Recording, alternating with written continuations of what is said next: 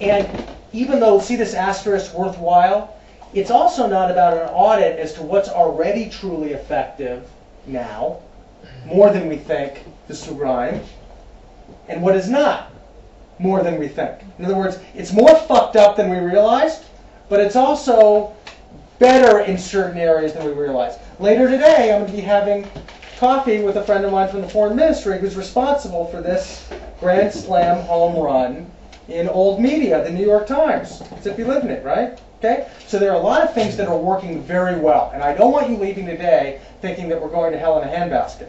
On the other hand, there is mamash makom l'shipur. There's room for improvement, to say the least, if I want to be kind. Or there's room for a revolution, as I happen to believe.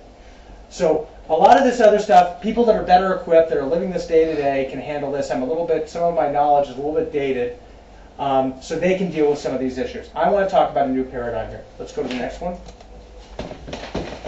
Okay, so what is it about then? What is this new paradigm about? One of the things that I want to suggest today is that we completely and finally, and I wrote this in the Jewish Week a year ago, except I didn't exactly explain how, that this is the end of Hasbara. Hasbara is over, kaput, out of business.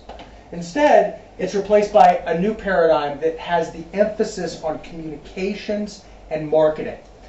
You know, one of my first mentors in the PR world is a gentleman by the name of Buck Buchwald, first cousin of Art Buchwald, who just passed away a few months ago. And Buck, when we were doing the communications training courses, was often interviewed by Israeli journalists and others that said, wait, are you sort of marketing Israel like a deodorant?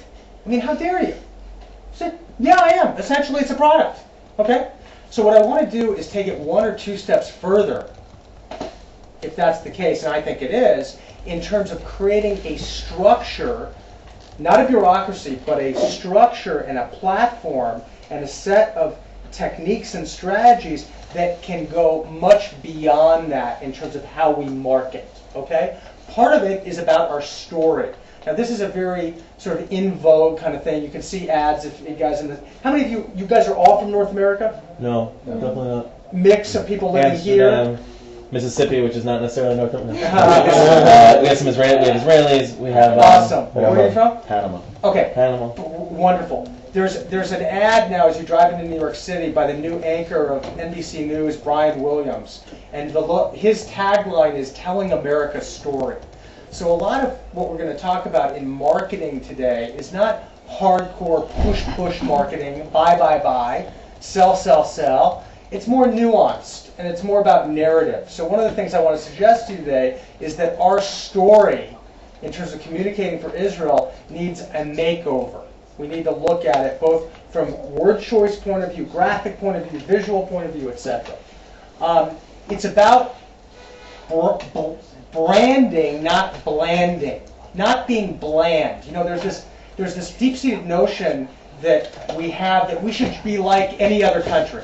It's sort of like, what did Herzl say, or Ben Gurion, is, you know, when we have a Jewish prostitute, then we'll know we're like everybody else, and then the goal is complete.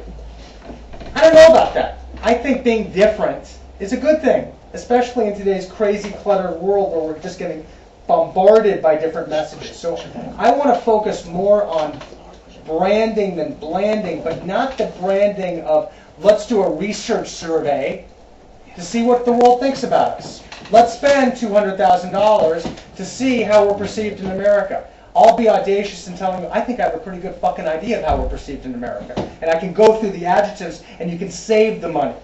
A lot of the research is done by bureaucrats for kisui tachat, covering your ass. I'm not suggesting that's always the case. It can be important, but a lot of it you have to look at from a bureaucratic point of view of what the motivation is, okay? We've got to integrate UserGen in a big way, in a much, much bigger way. You guys are part of UserGen. This webcam is UserGen. This is the future. I want to talk about that in a moment in an area that I call C2C diplomacy. I mentioned to a friend before I gave the remarks, he thought it was genius, I thought it was average, and maybe someone else has used it. Do a search on Google, I don't know. But I did have an original thought. That's one of my few original thoughts.